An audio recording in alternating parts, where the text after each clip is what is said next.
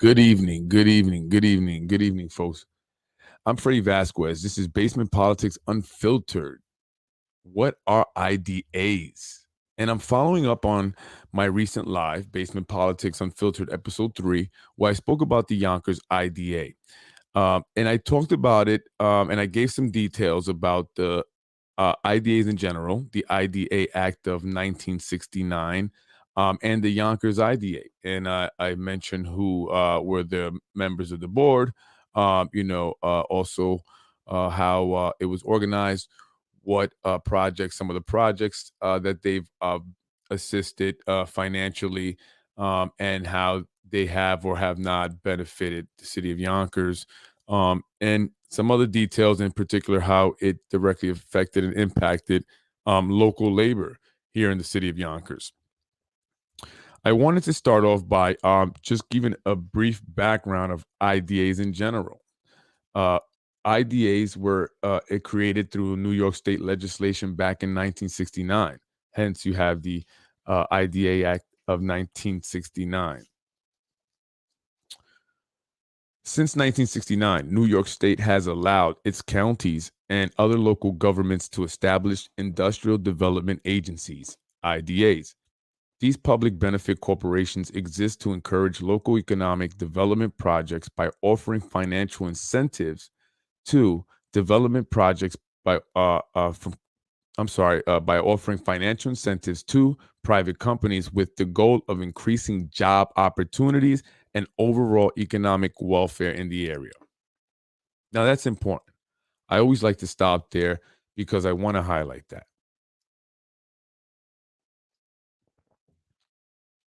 It's very important. It's very important. The goal is increasing job opportunities and overall economic welfare in the area. So, the primary purpose, again, is for the IDA to increase job opportunities. And they are to do this in the area that they serve. So, again, New York State has allowed its counties and other local governments to establish IDAs. And in 1982, the city of Yonkers established its own IDA, the Yonkers Industrial Development Agency, or YIDA. The chairman of the YIDA is the mayor, Mike Spano. The executive director is Jamie McGill Spano, the mayor's sister-in-law. There are other five members of the board. There's also a bookkeeper, administrative assistant, and a chief financial officer, as well as a vice chairperson. And I'll give you those details in a bit. But going back to IDAs in general, a business may apply to any IDA that has jurisdiction in the area in which it operates or wishes to operate for support for proposed construction, expansion, or renovation. If the application is approved by the IDA, the property and improvements become an IDA project, and the business typically becomes a project operator. So if the IDA offers any financial assistance in the form of tax exemptions or financing, low interest or no interest financing, they become in charge. They are in charge of that project, I should say. So, and the business that is wishing to bring this project to that area becomes the project operator. IDA projects. IDA projects are eligible for exemption from taxes, including property, mortgage recording, and sales taxes for some purchases, and may be eligible for tax-exempt financing through the IDA. So again, as I mentioned, some of the tax exemptions that they receive are property tax exemptions, mortgage recording tax exemption, and sales and use tax exemptions, and may be also eligible for tax exempt financing, as well as interest free or low interest. IDAs are not permitted to impose taxes. Instead, they generally fund their operations by charging fees to the businesses that receive their financial assistance. However, IDA activities can affect state and local taxpayers. So this is important, right? If you're a taxpayer, if an IDA project is receiving property tax exemptions in a specific community, it can reduce a local government's or school district's property tax base, which may then increase other property owners' tax bills.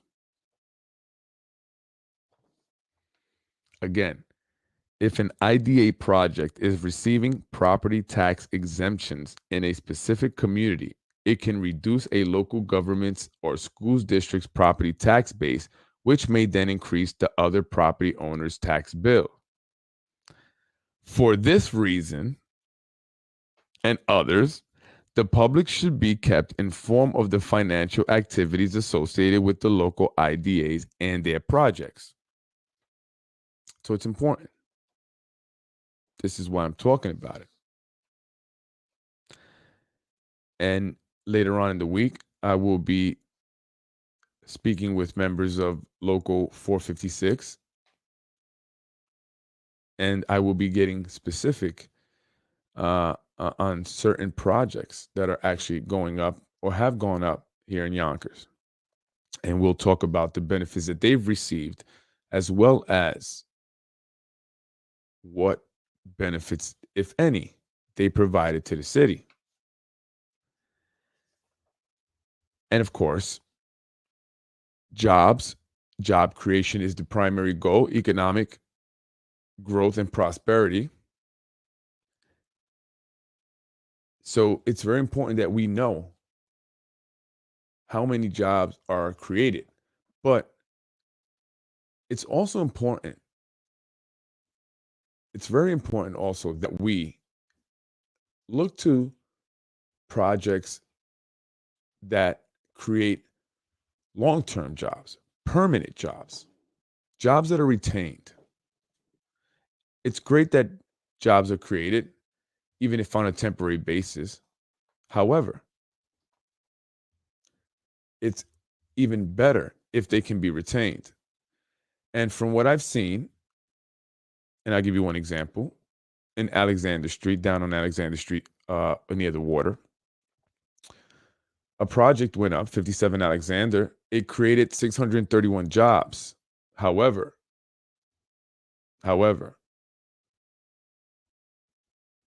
not many were retained. I believe it was two jobs. And I know it's better than nothing. Yes. But we should look to projects again, look to want to bring projects that are going to also provide more long-term jobs, more permanent jobs.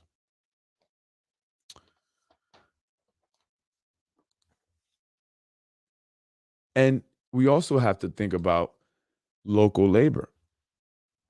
So even if these jobs are created on a temporary basis, if we are assuring that local labor is getting first dibs or becoming or are considered a priority, and they work to make sure that local labor is included,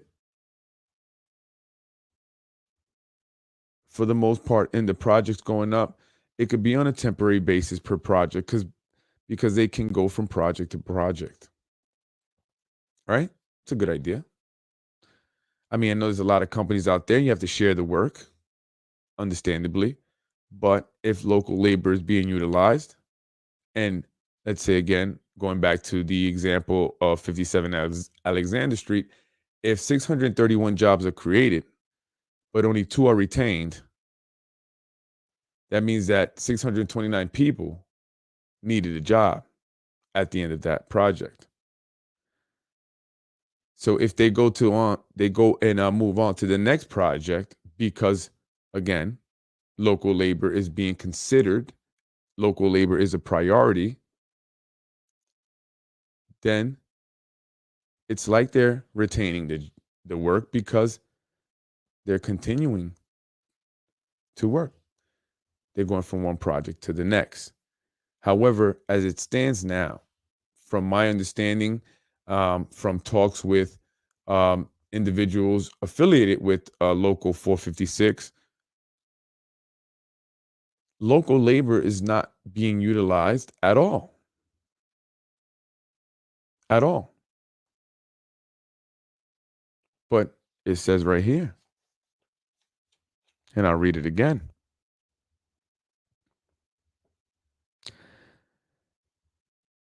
These public benefit corporations, IDAs, exist to encourage local economic development projects by offering financial incentives to private companies with the goal of increasing job opportunities and overall economic welfare in the area.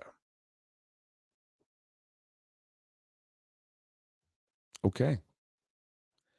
So, why is it that local labor, local unions are saying, and also I am finding out through my own research and investigation, I guess? I should say more questioning or asking questions, that companies who are working on these developments are coming from as far as Rochester.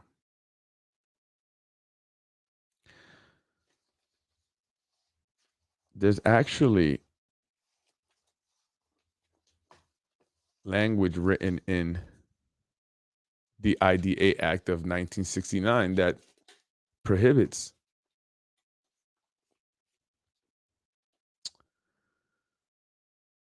bringing outside businesses to do the jobs or the work or the project to build the developments. Um, because again, in the case with the Yonkers IDA, they should be utilizing local labor as the purpose is, again, to increase, create, or improve the job market, provide jobs for the area in which the particular IDA serves. In this case, the YIDA serves Yonkers. So why is it that the development on Ravine going up soon has a company from Rochester? And from what I understand, even the food truck guys are coming from Jersey. Do we not have any food truck operators here in the city of Yonkers, or at least in Westchester County?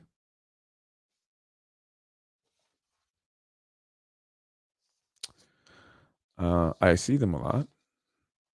What about Mrs. Softy? Can Mrs. Softy come by? IDAs are not permitted to impose taxes. Instead, they generally fund their operations by charging fees to the businesses, again, that receive their financial assistance. However, IDA activities, again, and I want to read this again because it's very important, can affect state and local taxpayers. So if an IDA project receives tax breaks, it lowers the tax base in that particular area. In this case, again, Yonkers. As a result, there's an increase in other taxpayers' bills or tax liabilities.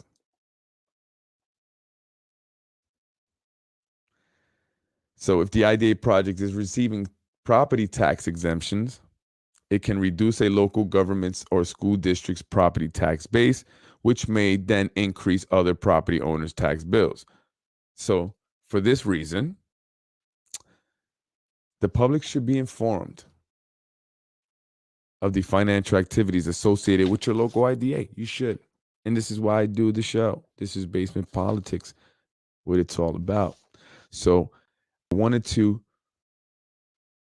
put on a Basement Politics unfiltered what are IDAs to just break down and be more detailed on IDAs. What do they do? Their purpose. What can't they do? And how they do what they do. State law requires that IDAs submit an annual report on every project receiving financial assistance, showing the estimated value of any tax exemptions realized by the project's operators and the project's total amount of outstanding debt. IDAs must also report an estimate of the number of jobs each project would create or retain at the start of the project and the net number of jobs gained or losses to date. Right? So I read off some of that stuff on the live, and I'll read off a couple here again, just to give you an idea of how bad of a job it's doing,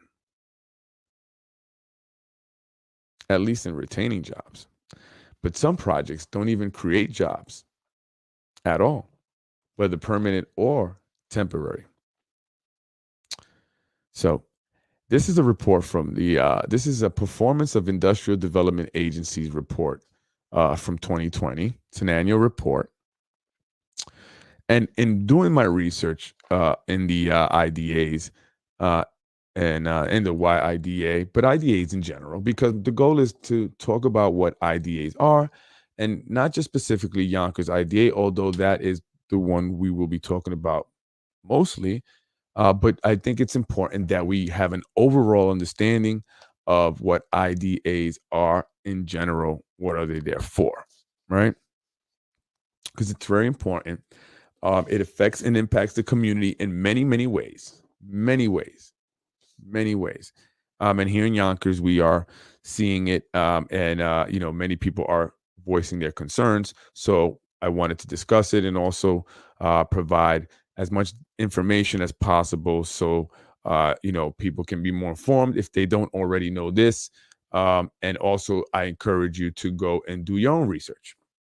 Right, go out there online and learn this stuff, because it's very important to know and understand, and it's the only way you're going to be most effective if you are one of those who has a concern.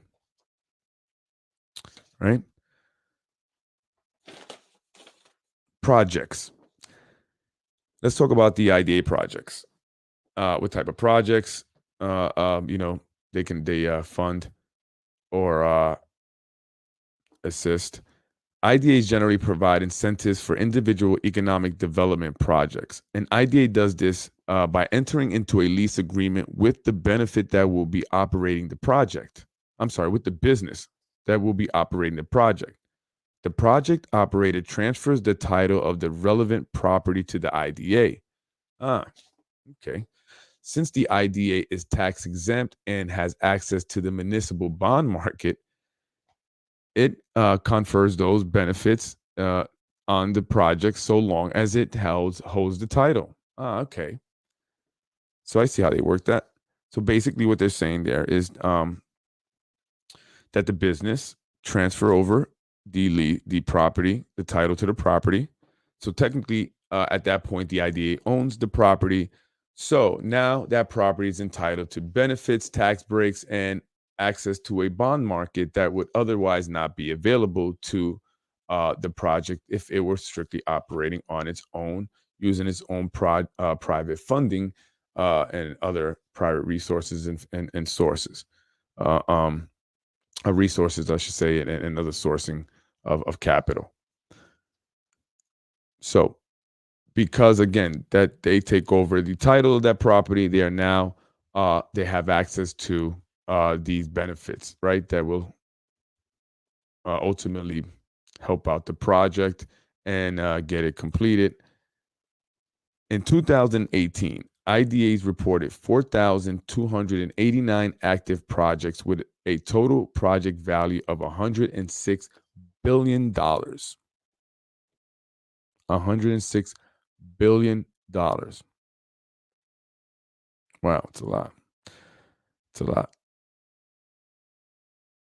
The IDA leases the property back. So once they take the title, they lease the property back on the project, back to the project operator for the duration of the project.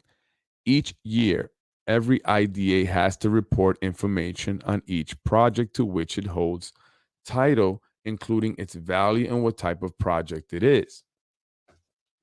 So they're supposed to be reporting this information, right? They're supposed to be documenting all this. However, from what I've read, they don't do such a great job. Why do you think that is? Why do you think that is?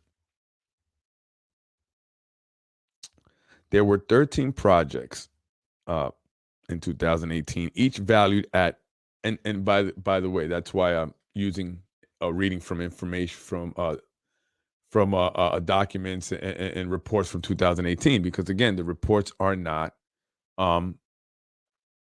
they're not collected. Data's not collected. The studies are not done often in a timely manner when they're supposed to be. So there's a lot of missing data, according to this annual report here.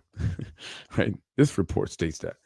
So again, there were 13 projects, each valued at $1 billion or more. Wow, representing $32.9 billion collectively, which was over 31% of the total value of all project.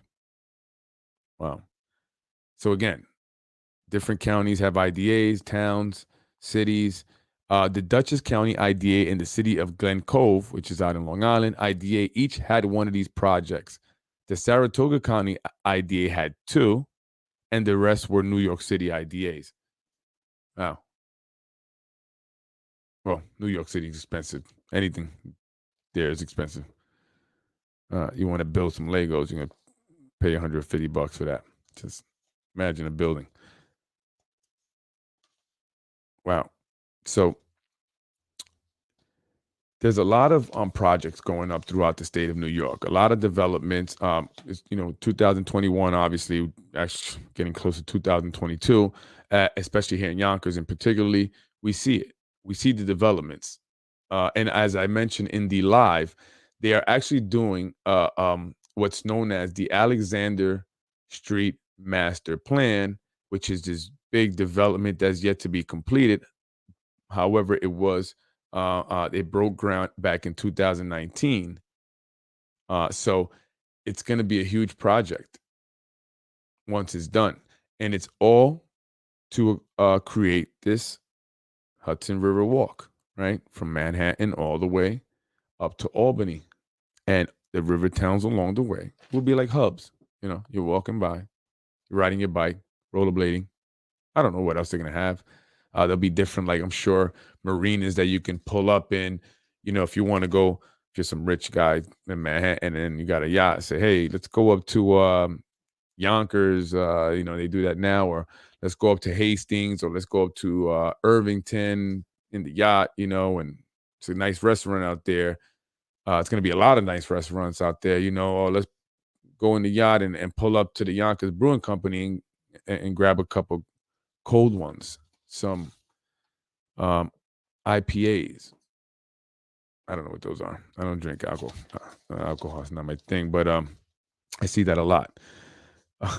So the majority, the majority of projects, 61%, were located in New York State's upstate region, and accounted for 41% of the total value of all projects. Downstate projects accounted for nearly 59% of the total value. The Capital District region had the highest total project value upstate with $13.1 billion, while New York City had the highest downstate with $30.9 billion. Well, they're doing a lot of stuff up there, right? Upstate. What's going on up there? They know a lot of people want to get the heck out of Manhattan. Well, they're coming to Yonkers. I don't know how far they're going to go up. Tax exemptions. So let's talk about the tax exemptions, right? This is some of the benefits that the developers receive, the project operators, as they're known. IDA projects are generally exempt from local taxes that fund local governments and school districts. However, project operators will often make payments in lieu of taxes. Pilot to the taxing jurisdiction in which projects are located in order to offset some of the expected tax revenue losses. Right. So instead of paying the property tax, right, they can cut a deal.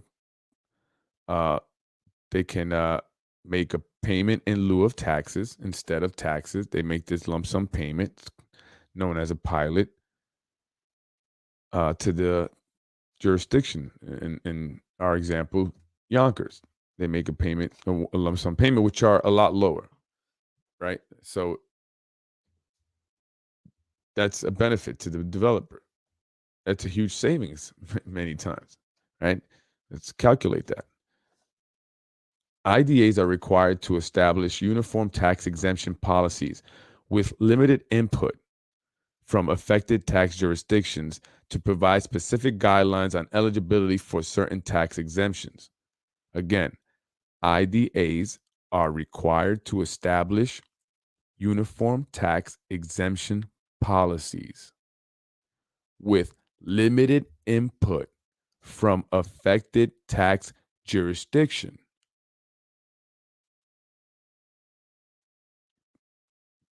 to provide specific guidelines on eligibility for certain tax exemptions. Right. So, again, that's important. That's important.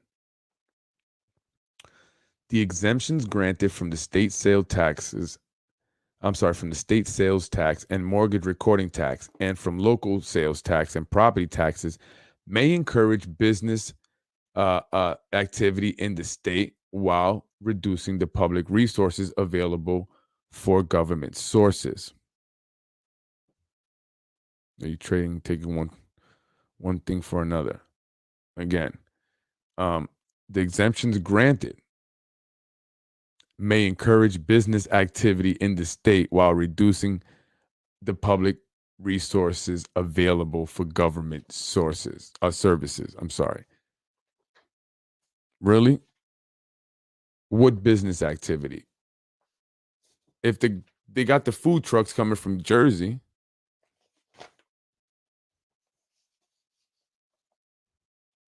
I mean, really, construction workers and guys that are in that, they usually bring their lunch or their own lunch, or you got those carts, those food truck things. But from what I understand and from what I'm hearing, I should say, they're coming from Jersey. So it's not even local. So, I mean,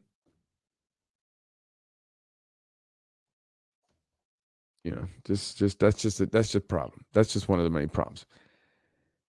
In 2018, and again, this is 2020 report, an annual report, but they give data here from 2018. In 2018, tax exemptions totaled nearly 1.5 billion, with property exemptions accounting for over 86%. Overall net tax exemptions, total tax exemptions minus pilots, were valued at 784 million, up 33 million or 4.4% from the previous year. IDAs from downstate regions, that would be us, granted 898 million in total tax exemptions. Wow, they did more up there upstate. Nearly 62% of the exemptions issued in the issued in the state, nearly 60% of exemptions issued in the state, while upstate IDAs granted almost 555 million. I'm sorry, no, they didn't. Actually, downstate did more. At 1.5 billion with the total. IDA's downstate regions granted 898 million. So that's us here, but that also includes obviously New York City and many other IDAs in the downstate area. We're downstate. Yonkers is not upstate. For all those who consider Yonkers upstate, it's not upstate.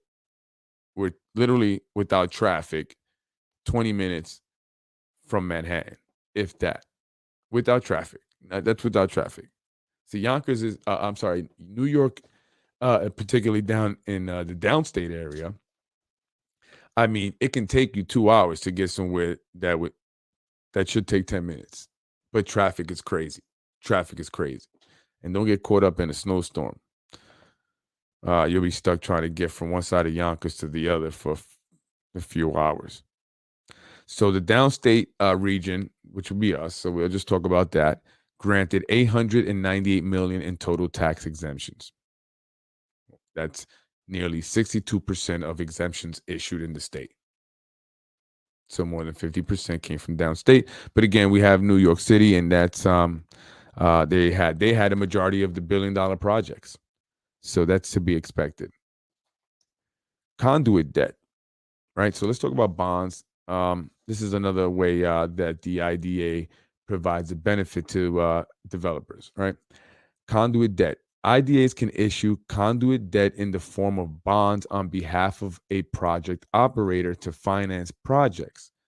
So again, if a project operator needs funding, an IDA will issue bonds. These are debt instruments, right? Bonds are investments for people who are looking to usually they're safer, looking to invest in more safer, less low risk type of investments.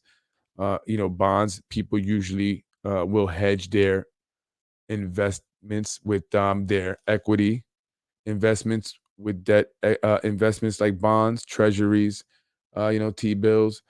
So that's just a way of kind of hedging yourself and protecting yourself in rough times. So usually cities, municipalities have a decent credit score. I'll call it that, but it's also known as a Moody's rating or a standard S&P. Also does a rating system of the local municipalities. Yonkers is one that issues bonds. So, based on their rating or credit score, it will determine how risky that bond is.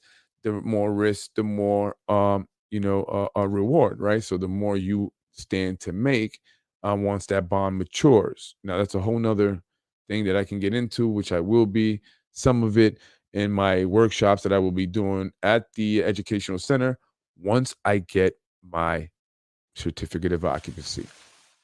Jimmy, I met a gentleman by the name of Jimmy, building inspector for the city of Yonkers. It didn't start on a good note.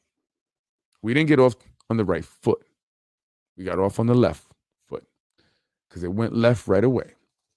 Jimmy came over with two members of the Yonkers Fire Department, one of them a marshal, the other a lieutenant. I thought I was going to get arrested, but none of them were cops. I don't know why. The way they approached me, but they saw me. They were at another business, attending to that new business that's opening up, and they came on over. They said, "Hey, there goes the owner of the place we've been having this issue with. Let me go over there and speak to the guy." So they came on over, surprisingly, and they did come a little aggressively. And you know me. Well, if you don't know me, I respond back in the manner that you approach me with. So obviously, I had my aggressive stance, and we kind of went back and forth. And I think they quickly realized that maybe this guy is not just gonna believe whatever we say. But again, I'm not, because we ended on a good note. Everything went well, went smooth. They're gonna be helping me, but you know, they threatened some things. But hopefully they'll be helping me out now. They told me they would go a little above and beyond to help me out because I have been going back and forth with the building department over my educational uh, child care center. So currently, we're not operating during the day until we get the building department, the OCFS, which is the licensing agency for child cares here in the state of New York, or maybe in the country. I'm not sure. Uh, they came, they've inspected, we're good to go. But the dreaded Yonkers building department, and it costing me a lot of money. And again, they threatened to shut down the building, condemn it. Hey, that's not why I do it. I don't do it to make money. You shut me down, you're saving me money. You're doing me a favor in a sense, but it's not a favor because what I'm there for is to help the community. So anyway, back to what I was the why IDA and IDAs, but the point of that is that once I get that uh, certificate of occupancy, we'll be rocking and rolling. We'll be up and running, and we'll be doing free financial literacy and investing workshops. So look out for that. Anyone interested in learning a little bit about stock market and real estate investing, and we will talk about bonds. So going back to conduit debt and the bonds issued by the YIDA or any IDA for that matter in the state of New York as a way of providing funding for a project or to a developer, right? And that's one of the benefits that they're provided. So IDAs can issue conduit debt in the form of bonds, again, on behalf of a project operator to finance project. The project operator is solely responsible for repayment and security of the debt. The IDA merely provides access. So this is the benefit that they provide with the funding, is that they provide them access to the municipal bond market. I'm sorry. So what is the municipal bond market? Well, that's a market where bonds are issued, bought, and sold from different local municipalities, different cities, agency, towns, counties, or whatever. So these are all government cities and whatever that are issuing. These are not just private companies or corporations that are issuing the debt. And so you can't obviously, if you're not a city, town, or whatever, you can't have access to this municipal bond market. So they allowed to get access to it. They issue bonds in order to provide them with funding for the project. This was a popular option in prior decades when a combination of higher interest rates on private bonds, right? It's not the private market, and favorable tax treatment made IDA funding very attractive. However, over the past decade, outstanding IDA conduit debt has declined, likely because more businesses have been able to borrow at lower interest rates than in prior decades. Makes sense?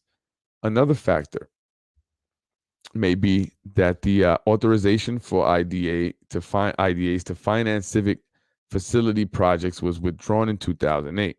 Over the same time period, the number of local development projects was the number of local development corporations or LDCs, which can do so, has grown as has LDC total outstanding conduit debt. In 2018, IDAs issued $453 million in new conduit debt, contributing to a total amount outstanding of $7.7 billion, a decrease of 2.8%, or nearly $224 million from the 2017. Again, this is data from 2018, although the report is from 2020. Since 2011, conduit debt outstanding has declined 60%, or $11.5 billion. Well, that's good. Downstate IDAs accounted for over 4.6.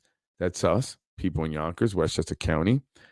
Downstate IDAs in New York City accounted for over 4.6 billion, or 60% of the outstanding conduit debt, with New York City accounting for 66% of that 4.6 billion at 3.1 billion.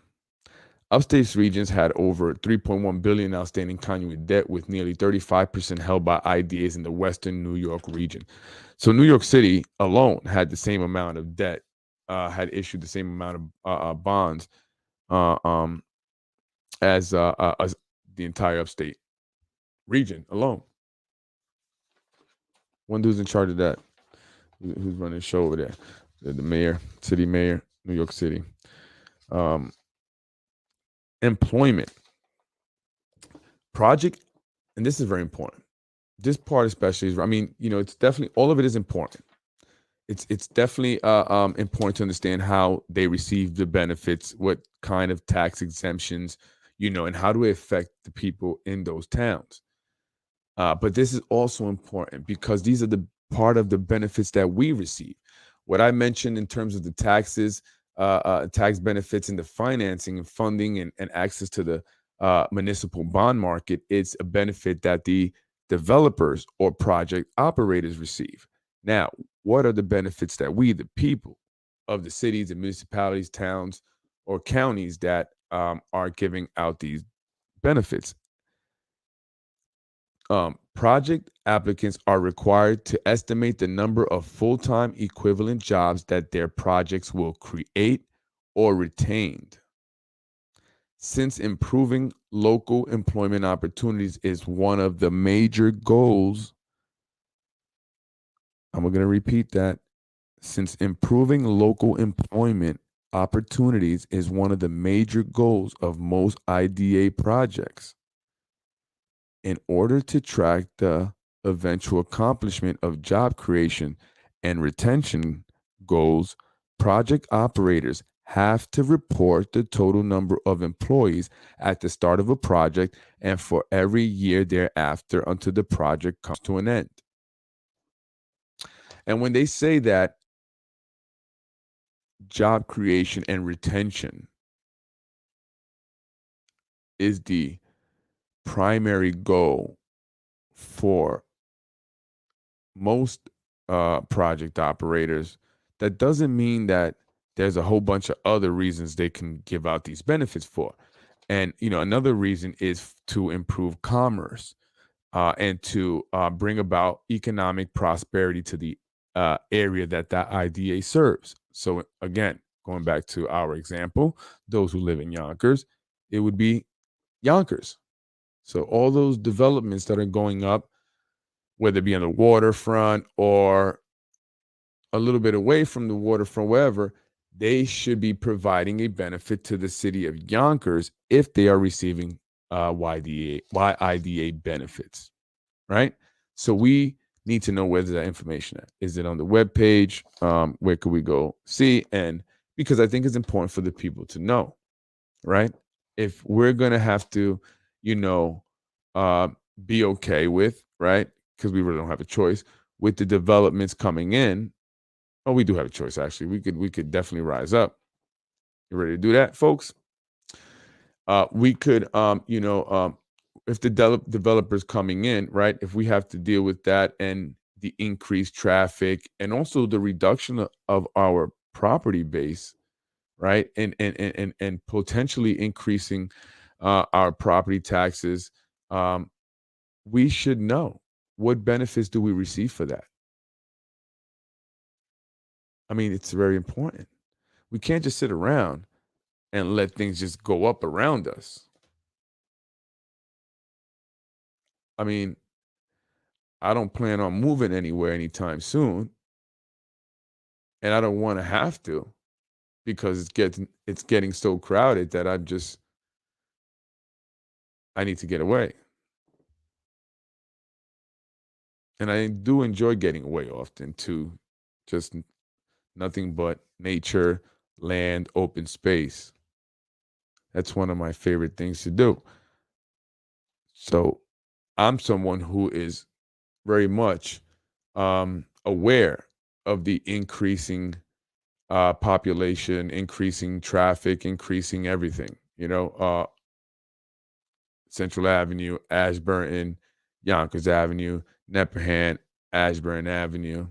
It's getting crazier and crazier. But also, we having to look at some of the other side effects as well, an increase in homelessness, increase in drug addiction. And yes, that's not necessarily brought on by the developments. However, however, having a housing problem does contribute to homelessness.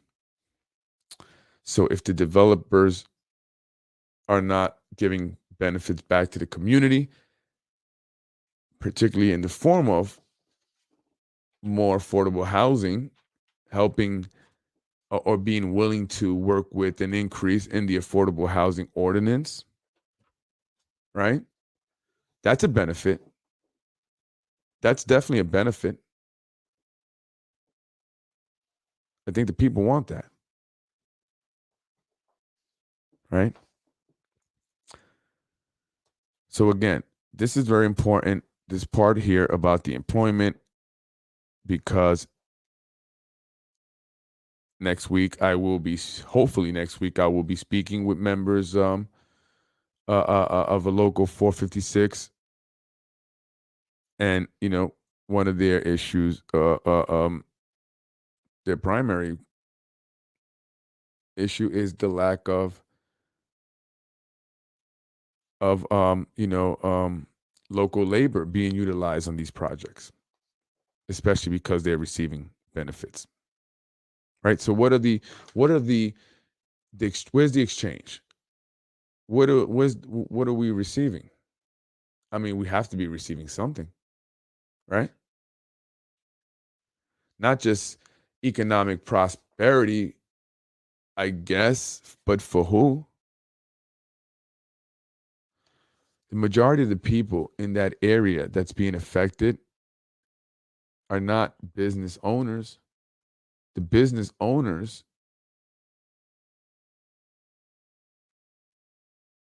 don't live there a lot of times. And if they do, it's very few. And it's usually because they own the local bodegas, which are mainly, primarily utilized by the local residents in that particular street. So it's not like people from who are moving in from all over are coming out and going into Getty Square unless they're jogging. I noticed that you don't usually go to shop, eat, or anything else through the hood, but you'll jog through the hood. I guess you figure you're running, you can outrun us, right? You jog, you could probably outrun somebody trying to rob you.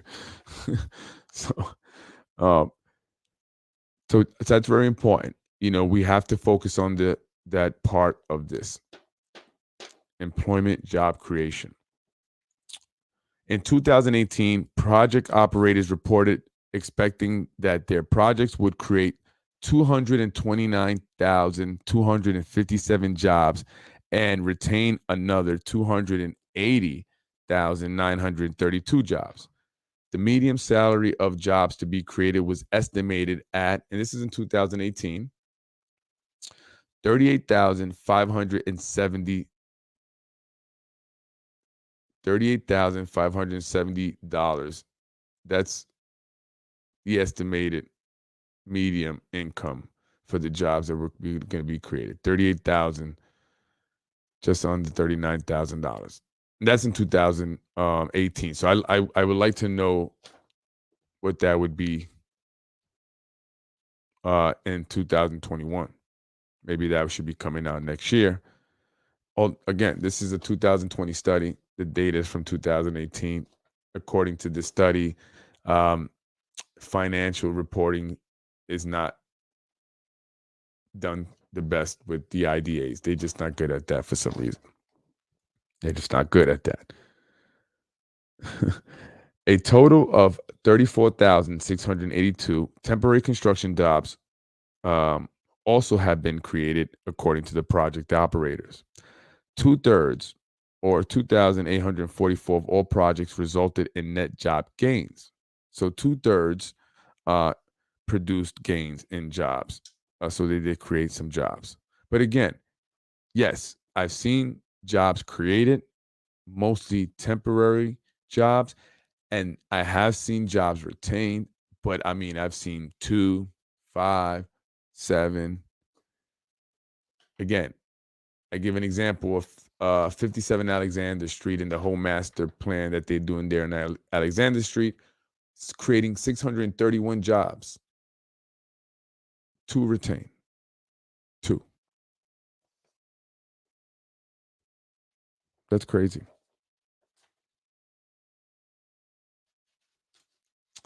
Again, temporary jobs are better than no jobs. And I would even stand by that a lot more if local labor were being utilized and the labor were not coming from Rockland County or Rochester, right? Or we don't have the food service trucks coming from Jersey. Local businesses, local labor. So if it's temporary jobs, okay, well, it's temporary, but guess what? You got a lot of projects going up. We're moving on to the next. But if they're not being utilized, then who are the 631 people that worked at these temporary positions? Where did they come from? Where did they come from? So again, this is a lot of stuff I don't hear much in the elections or the campaigns.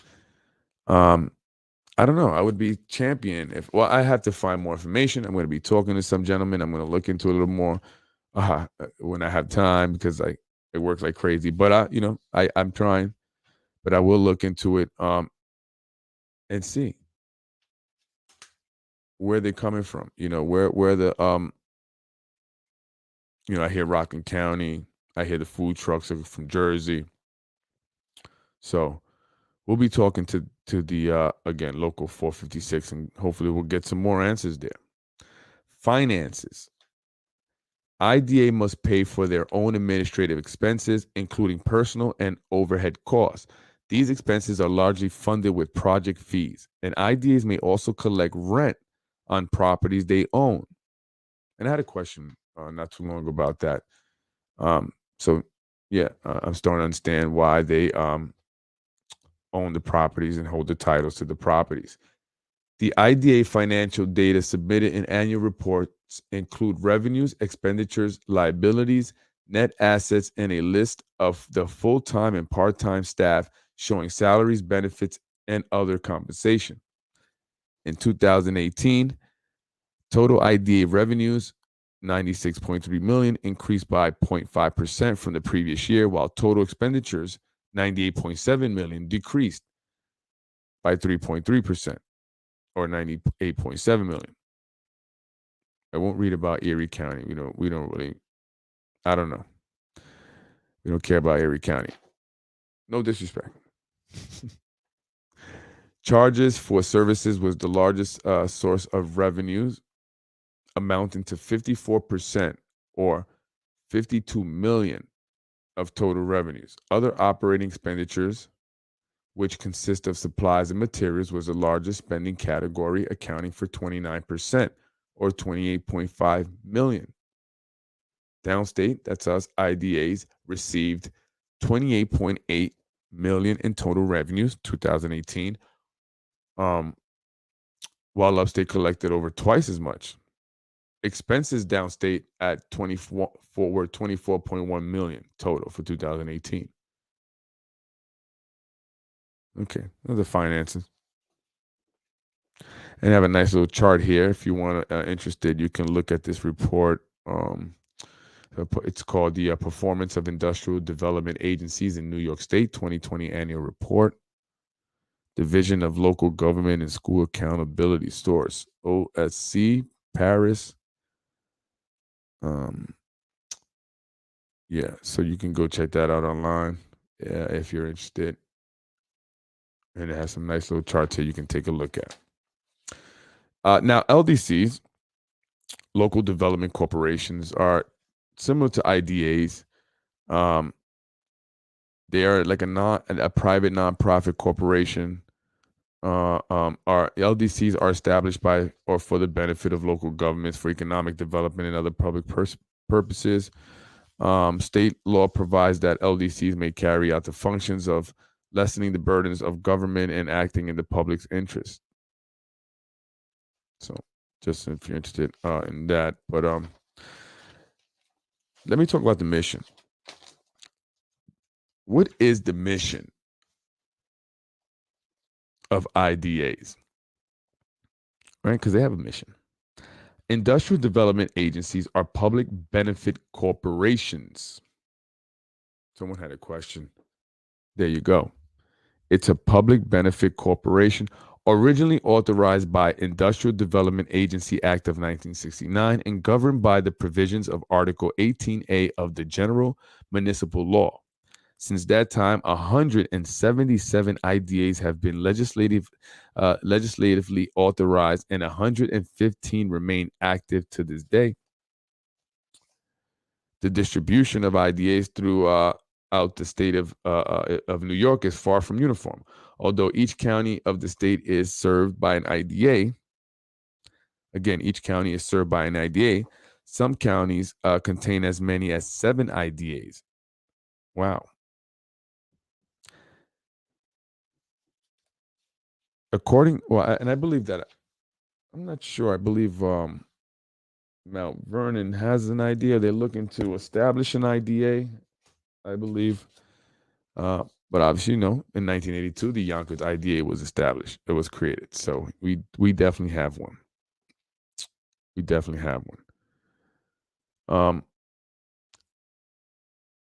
According to the authorizing statute, right? This is important. Again, very important to understand this.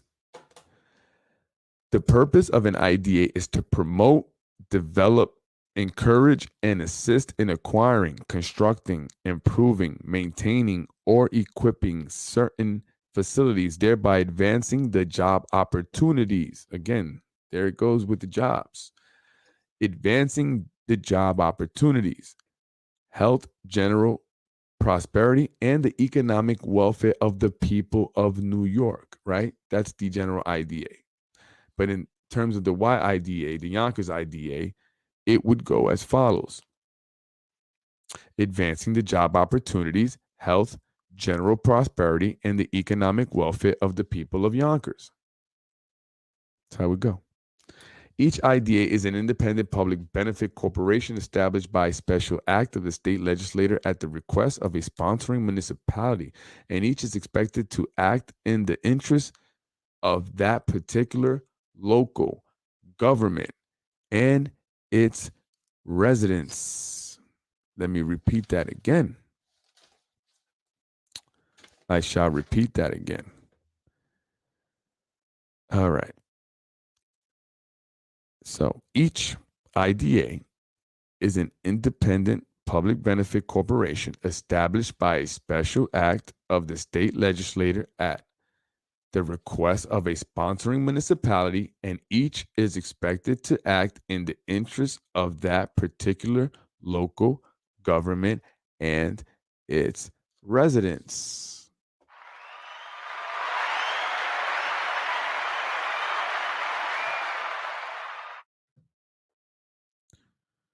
There you have it.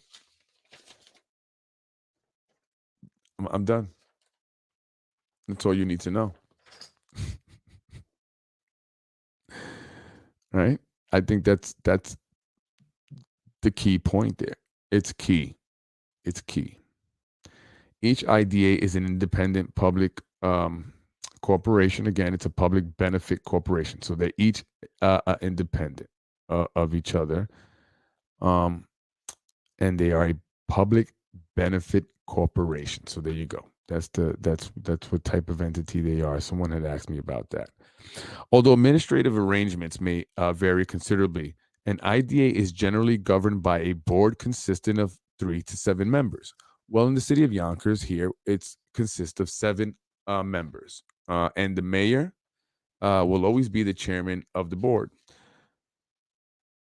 The Industrial Development Agency Act stipulates that, except as may be provided by a special act, board members must be appointed by the governing board of each sponsoring municipality and may include local government representatives, employees, and officials, as well as members of school boards.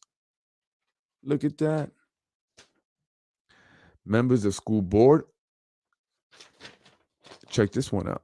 Organized labor. So I think it would be a good idea to have a member of organized labor on this board. I mean, considering that it's heavily involved in the creation of development projects, which rely on construction, right? And relies on a lot of the trades and jobs that are represented by many of the local union, by organized labor. So there you go. There you go. I think that's super important. That's another important fact to know.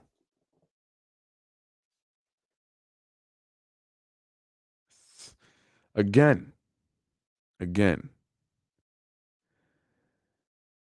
each sponsoring municipality and may include local government representative, employees, and officials, as well as members of school boards, organized labor, and business groups. There is, however, no requirement that such affected entities be proportionally represented on the IDA board. Obviously.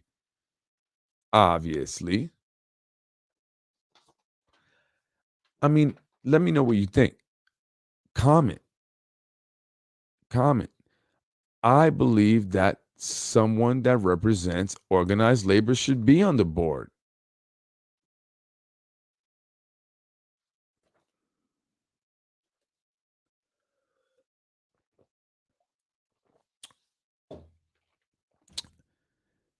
And I'll mention that when I speak to the gentleman from 456, 456. And I'll see what they think about that. I'm sure they'll agree. I'm very sure that they'll agree. IDAs are required to hold a public hearing before approving any project. I see those blue signs, public hearings. Does anyone pay attention to them? I do. I the public variance signs, and I you know, like blue and very dull looking, unattractive. If you weren't someone like me who just looks at everything and wonders what it is, if I don't already know what it is, you wouldn't notice it. It's just a sign that they put on the fence. Sometimes the weeds and stuff that are growing out of the piece of land there are kind of going over it. And I want to know how many people actually attend these public hearings. I think I'm going to go to one of them. I'm going to show up with my camera. I'm going to come with this guy, this furry guy here, like I did at the city council meeting. Thought that was funny. I came late and I walked in with that furry thing there. It's a boom mic, mini boom mic. And I want to see how many people are actually attending these public hearings. Again, IDAs are required to hold a public hearing before approving any project for which financial assistance of more than $100,000 is proposed to be provided. But there is no requirement that the IDA board members attend or respond to any questions or objections raised at such hearing. So what the heck is the point of the hearing? If I can't voice my opinion, why would I attend? I don't want to just hear myself talk or any of you talk if it's not going to get us anywhere. Unbelievable. IDAs can offer several benefits to private companies as inducements for them to relocate to, expand in, or remain in their jurisdictions. Statute provides the following. IDAs have been legally empowered to acquire, own, and dispose of property. IDAs are able to directly issue debt, Real property owned by IDAs is exempt from property taxes and mortgage recording taxes. Purchases made in support of an approved project are eligible from exemptions from state and local sales tax. However, IDAs do not have taxation powers and thus typically maintain their operation by charging various fees to the businesses that participate in their projects. That's how they make their money. One of the ways. Tax exempts and pilots. And I'll be real quick. Again, the tax exemptions, and I mentioned this in the live that they received, are mortgage recording tax exemptions, real property tax exemptions, and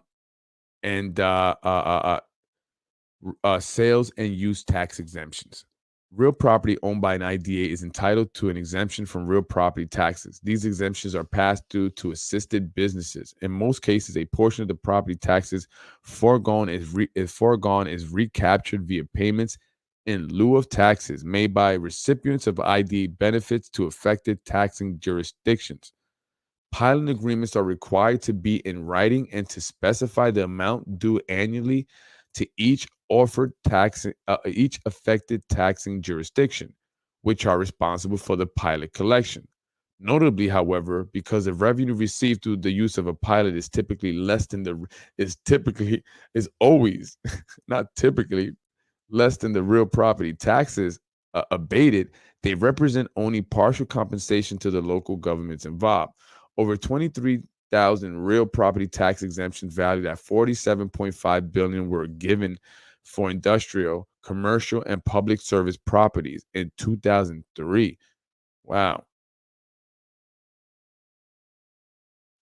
About 4,800 of those exemptions valued at $18 billion were granted in conjunction with IDA activities. So they provide these benefits, and I think that's why it's important to understand which tax, what taxes. What do you mean when you say they get tax breaks? What do you mean? How and how does that affect me? How does that affect us? How does that affect Joe and Jane, resident of Yonkers? How does that affect us? It's as important.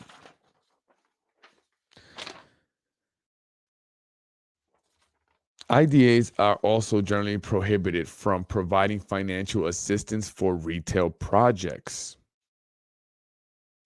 Retail ventures are treated differently because they usually do not increase the level of regional jobs or economic activity and can damage local competitors or put them out of business. So then why did Ridge Hill receive benefits?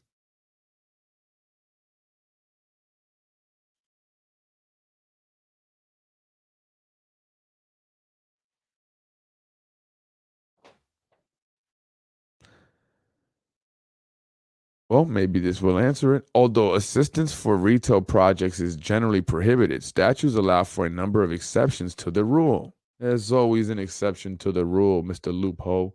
The exception includes tourism destination projects. Oh, yeah. What do you think Ridge Hill is? It's a tourist destination for people who live in the Bronx. It's exactly what it is. I see how they got around it. Makes a lot of sense now. Projects operated by not-for-profit corporations as well as other projects located in highly distressed areas. Moreover, financial assistance may also be provided to retail projects where the project occupant would, but for the assistance provided by the agency, locate the related jobs outside the state. I got you. We wanted to retain jobs. So in a sense, they will do it if it's going to retain the jobs, keep the jobs.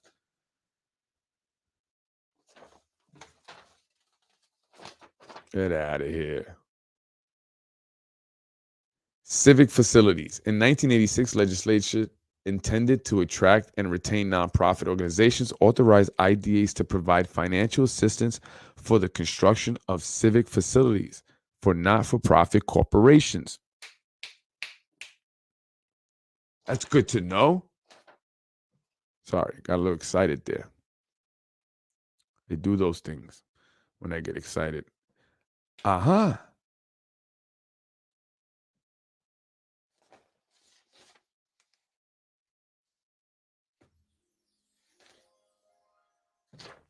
Anyway, in 1988, the cap was removed entirely. Um, and then, I'm sorry, let me read from the top here because I just skipped the whole thing. My thought just drove, I just had an idea anyway. Sorry. Got me a little distracted there. A civic facility was then in 1986 anyway, defined as a facility owned or occupied by a not-for-profit corporation organized and existing under the laws of this state, but not including convention centers, housing facilities, or medical facilities, which were predominantly used for the delivery of medical services. Additionally, a cap on the amount of financing an IDA could provide to civic facilities projects was set at 25%. Mm. Of the average of the IDA's total bond issuance over the preceding 3 calendar years. But in 1988, the cap was removed entirely, and in 1993, several other types of projects, dormitories for educational institutions, water sewer systems, and public facilities for use by municipalities uh, in the performance of its governmental functions were specifically excluded from the definition of civic facilities. By 1997, some of these excluded projects types, such as housing and medical facility projects, were reinserted in the definition of civic facilities, but made subject to a static cap of 15 million for the total cost of such project. That's still a lot. That's still a lot of money. And let me go to reporting requirements because this is very important. Current IDA reporting requirements oversight rules arose are a result of reform in the late 1980s and the early 1990s that were enacted to improve the accountability of IDAs. Legislation enacted in 1989 added Section 859 of the General Municipal Law, which required every IDA to file an annual financial statement. Where can I locate that, Yonkers? Where can I locate that at? Hmm?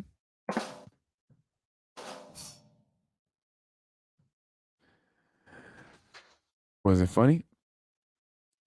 Where can I locate those files? Um, the state comptroller is I guess that's where in the state they were supposed to file this with the state comptroller, the commissioner of economic development, and the governing board of the municipality for who benefit the IDA was created. Oh, so Yonkers, yeah, Yonkers. Where the data? Where's the financial statements? I'd like to see that. It specifically requires that these statements include data concerning assistance provided and jobs created, retained for each project, and provided for the comptroller to prescribe their format. Additionally, each IDA was required to have its annual financial statement independently audited within 90 days of the end of its fiscal year and to file the audited statement within the subsequent 30 days. Let's see if that gets done. Moreover, the Commissioner of Economic Development was required to annually issue a report that summarized IDA activities statewide. I'm going to look into that.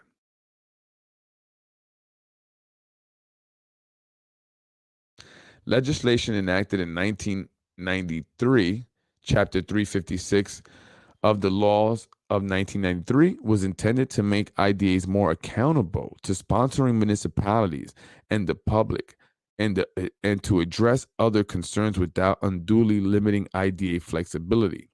In particular, this legislation required each IDA to adopt a uniform tax exemption policy and contains provisions for the state comptroller to determine if each IDA has filed a substantially complete financial statement. Let's see if they've been doing that. Now, I think that would there would be more transparency and even more oversight if possibly they didn't make, or Yonkers didn't allow for the mayor to be the chair of the YIDA again. And it's not because I'm saying anything wrong is going on there, but I think that, right, the current mayor here is great. He's done a lot for the city, but there could be someone that can come in, right, and then they can not do the right thing by the city. And who's giving the oversight at that point? Who's providing the oversight, I should say, at that point, right? So I think that there would be an incentive for real oversight if the mayor maybe had to remain independent, separate, not involved at all, right? Only involved to oversee and make sure that they're following the rules and they're doing right by the city and the people of the city of Yonkers. I don't know. Maybe that's just something, especially after Rubo's comment, regarding the veto and the fact that the YIDA would need to cooperate. And maybe that's why the mayor vetoed, right? Because he knew back then, hey, I'm going to have to give more in benefits, and I'm not going to do that. I'm not going to do that to these guys. I'm giving them enough. Right? So, with respect to the reporting of tax exemptions, it is clear that IDAs have different interpretations regarding the calculation of exemptions. Simple mathematical miscalculations or inattention may also be the cause of erroneous reporting of total exemptions. Yeah, I'm sure that's the only reason. The amount of reported and total exemptions should equal the sum of all sales tax, real property tax, and mortgage recording tax exemptions. Pretty simple math, right? Just add it up. Pilots, similar programs exist with the reporting of pilots. Added checks indicate that often the total pilot field does not add up to the sum of its parts. Local pilot, county pilot. Again, this may be explained by simple mathematical miscalculation or inattention to detail. What about corrupt individuals? Right? I'm sure throughout New York State, there's some corrupt individuals out there who are purposely not accurately accounting for this stuff, right? Missing data. Some parts contain data categories without any information reported. This problem most often prevails in the reporting of current job data. Why is that? Because they don't actually provide much in job creation for the area that the IDA serves. They're bringing outside labor. It'll show up. It'll be a pattern. It's like, well, you're bringing in all this temporary work, but then there's not much jobs retained. Why is that?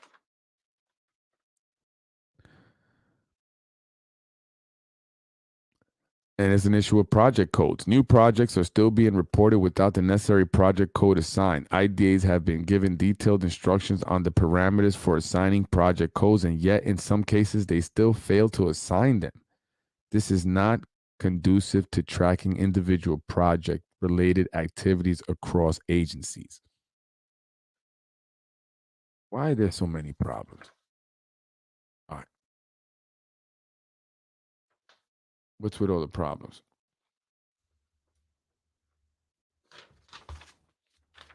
Just wanted to read a little bit of that and give you an idea of some of the issues they have with reporting and data collection, right? And keeping track of the data. Like with Donald Rumsfeld, the day before 9/11, on September 10, 2001, he went up and spoke to the country and told them that, hey, I don't know where like $3 trillion or something like that went. $2 trillion disappeared. I don't know. It just disappeared magically. Somebody just stuffed it down their pants and walked out of the Pentagon. Somebody from Halliburton, maybe. Evaluations of IDA operations. IDA proponents argue that the financing and tax incentives provided by IDA encourages firms to relocate to, remain in, or expand in New York State, and are therefore beneficial to employment. The economy and the tax base. I'm sorry, therefore beneficial to employment, the economy, and the tax base. I just had a thought. I'm sorry, that's why I stopped. Yes, but if it's a IDA, again, from Yonkers, let's say, and it's not having utilizing local labor, then it's not doing his job.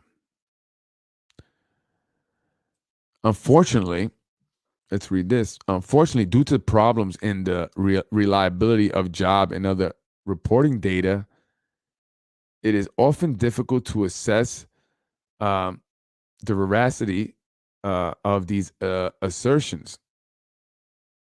Indeed, most studies have found that these claims simply cannot be independently evaluated. Overall evidence about the success of IDA operations has been mixed. Yeah, that's about right. That's about right.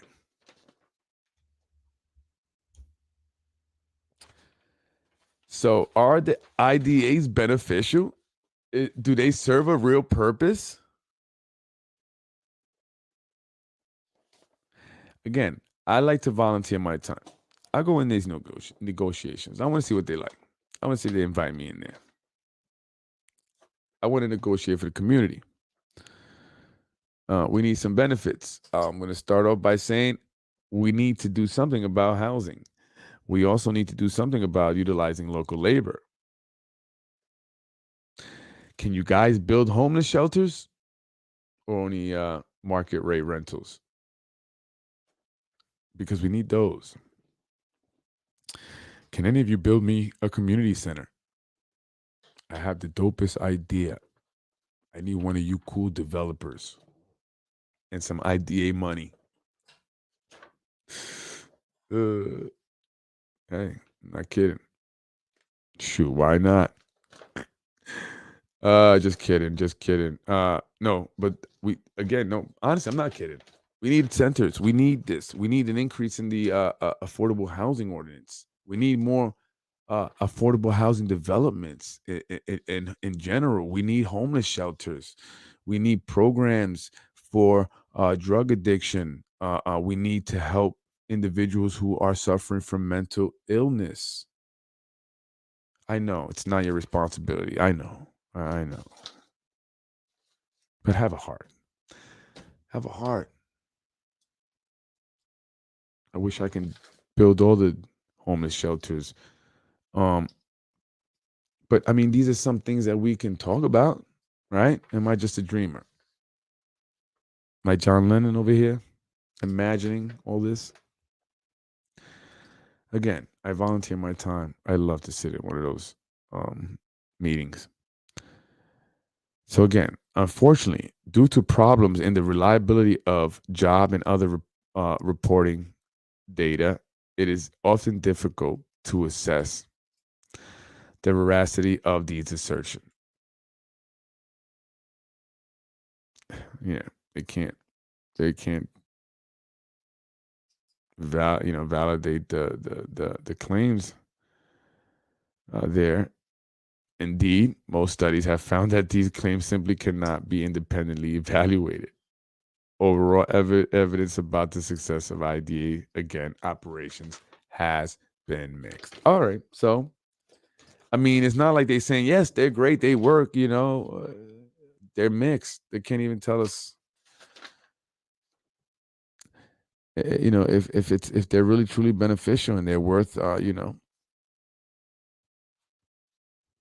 In 1992, a study by the Fiscal Policy Institute concluded that the benefits of IDAs are questionable, while the cost of IDAs in terms of foregone tax revenue are clear and substantial. Again, this was a study conducted by the Fiscal Policy Institute. And it concluded that the benefits of the IDAs are questionable, while the cost of the IDAs in terms of foregone tax revenue are clear and substantial. Anybody get that? Well, whether or not they are beneficial, I don't know. But what we do know is that they're costing us a lot of money. A lot of money.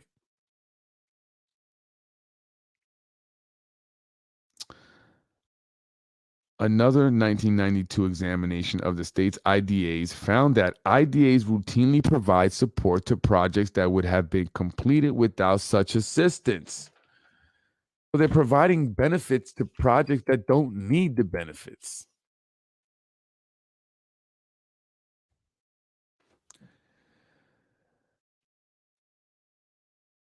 Why is that? Why do you think that is? You tell me.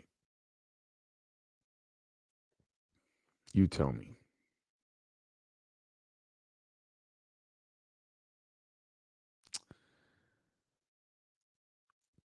Existing relationships between developers and IDAs often determine which projects are granted access.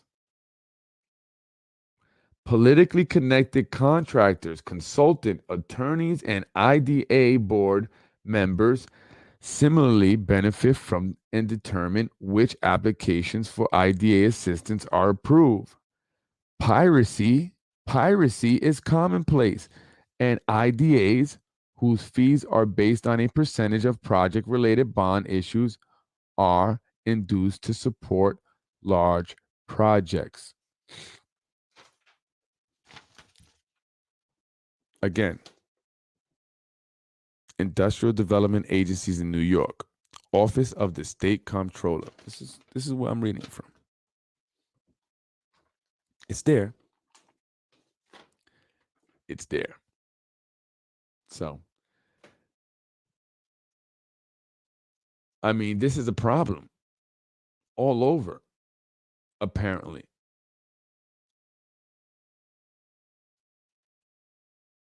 And what's being done? And what's being done? Right? Conversely, a 1993 study largely dismissed questions about the credibility of applicants' threats to leave an area. Look at this, right? So this is the big argument here. This is the big argument.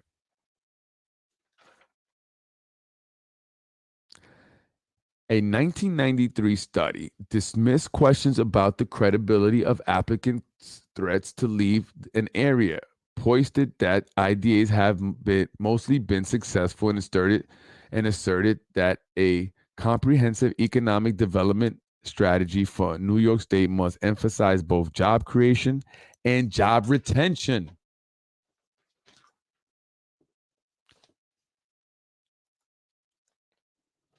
This is a big deal here. This is a big deal.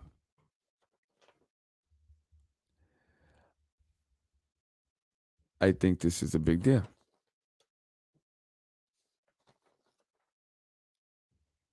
Thoughts? Thoughts? Similarly, in 1995, the New York State Economic Development Council, then representing 41 IDAs, used the amount of IDA activity, example, bonds issued, as an indication of the amount of economic development benefits created by the IDAs.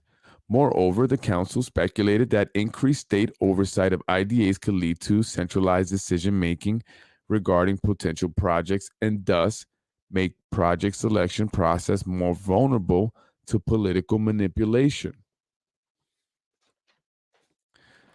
Absolute power corrupts absolutely, Mr. Animal Farm.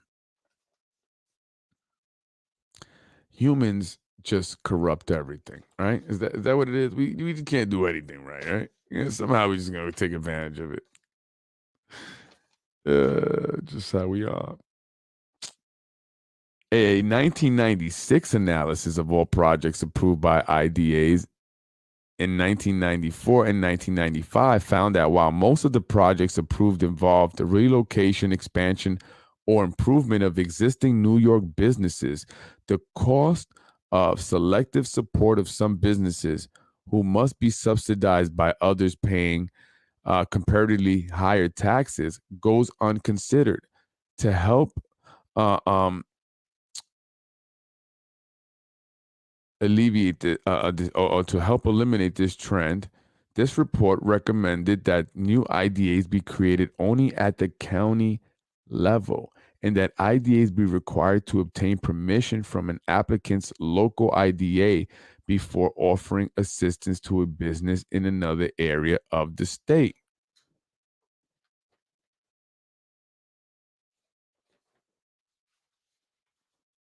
Do I look nice? But this time I just want to look nice. IDA stuff.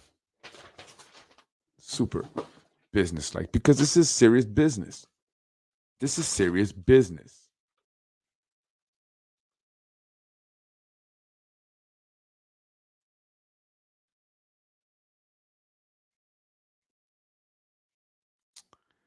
In 1997, State Review of Annual Financial Reports of IDAs reasoned that shortcomings in the quality and reporting of IDA data is largely the result of differences in the amount of financial and administrative resources of IDAs.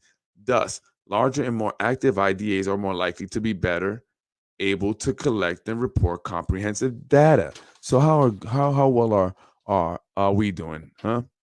Yonkers IDA, how well are we doing? Are we doing a great job collecting data? I'm going to check.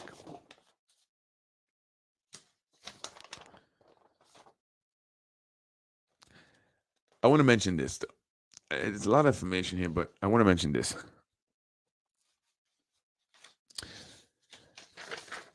Uh, but before I do, I just want to finish off. A 1998 study by the Center for Governmental Research set out to specifically measure the impact of IDAs on job creation and retention, the value of tax exemptions, and the value of pilot agreements.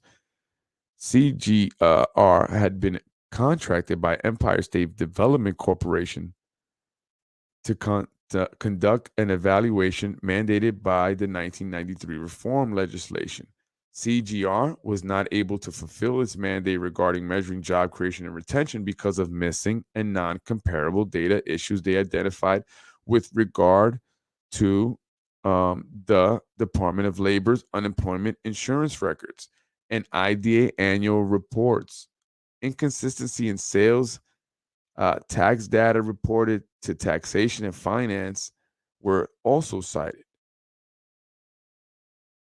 In its report, CGR, I'm sorry, stated that it was unable to measure creativity and retention because the data was gathered in such uh, dis, dis, desperate, disparate, I'm sorry, ways that their numbers are unfortunately, oh, Jesus, I need reading glasses. That's what that says. I'm trying to keep the paper away from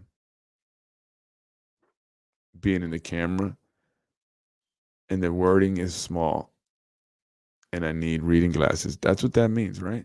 Oh man, I'm getting old. Somebody, I'm getting old. Anyway,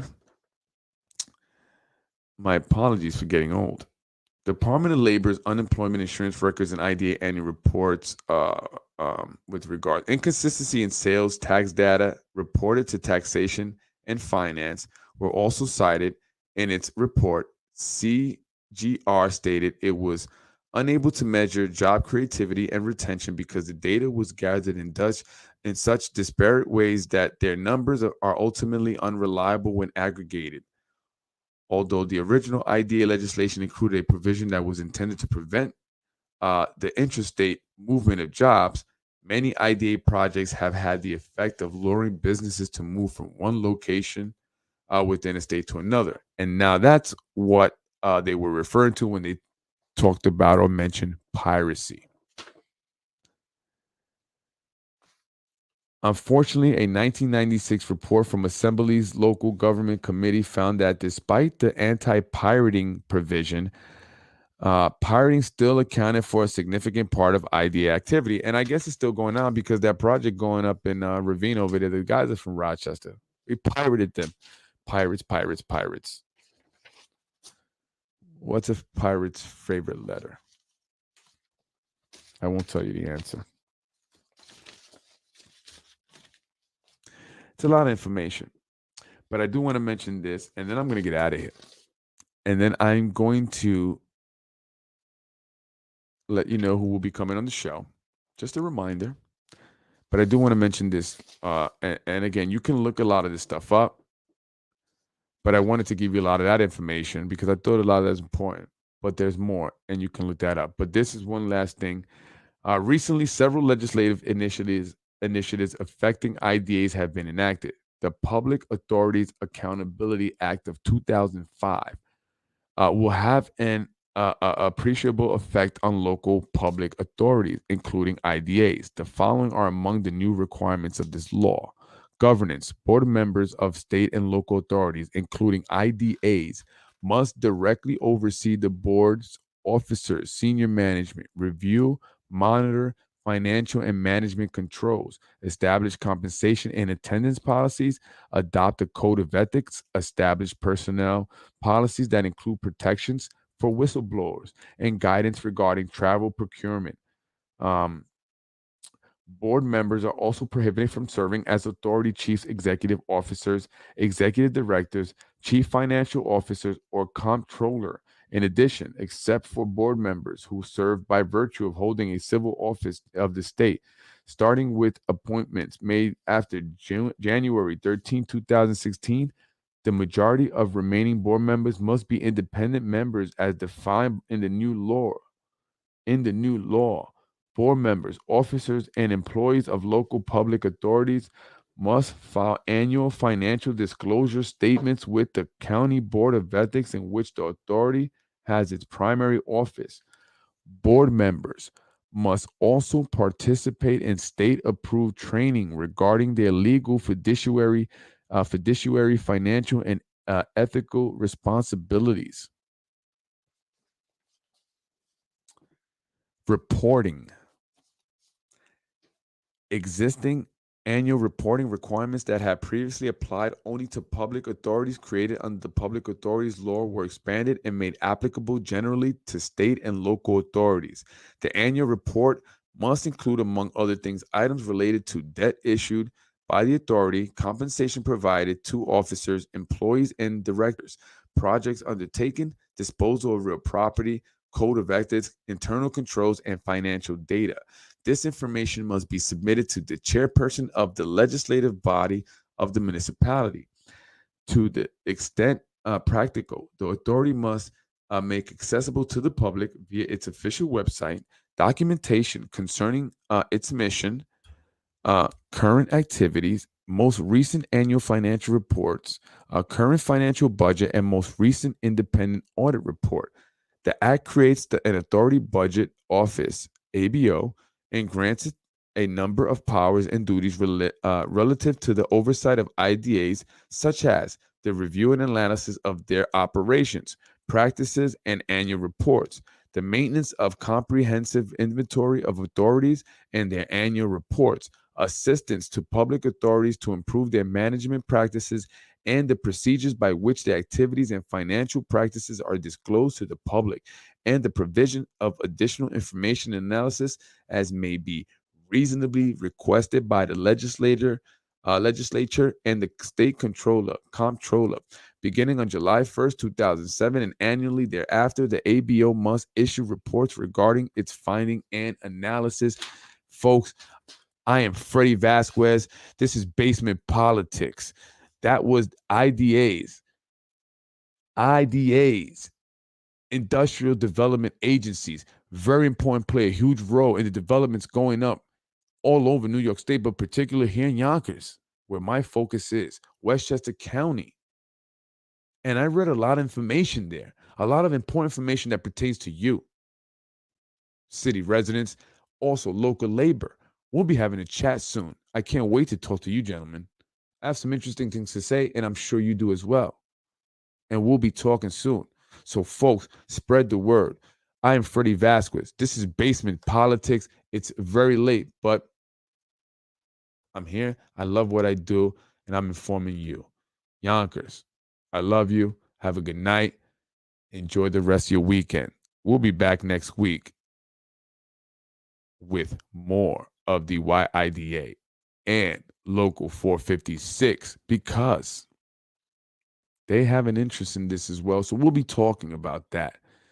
But tomorrow night, Sunday, the day of the Lord, the day we rest, we'll be talking to Republican candidate for Westchester County Legislature, James Nolan, District 15. The dude hustles. He works hard.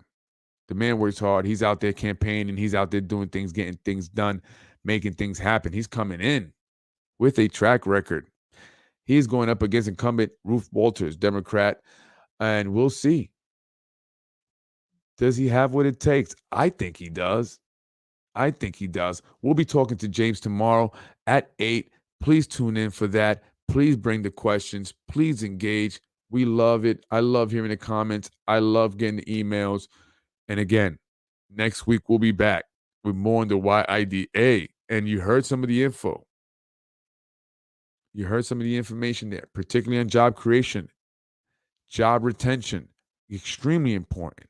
Local labor, I look forward to talking to you. Local 456, let's go. Let's get it popping. Let's get it popping. Right? Let's get it popping.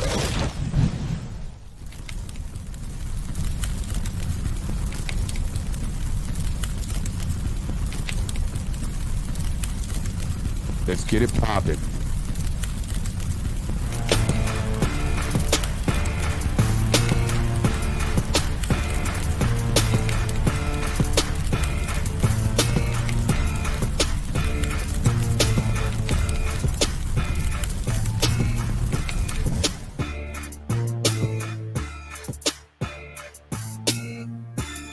You're watching Basement Politics with my dad, Freddy.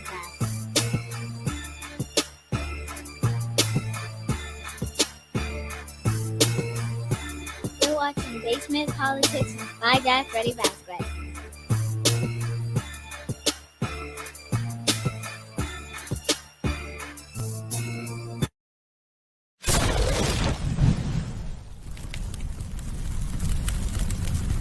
Thank you for watching Basement Politics with my husband, Freddy Vazquez.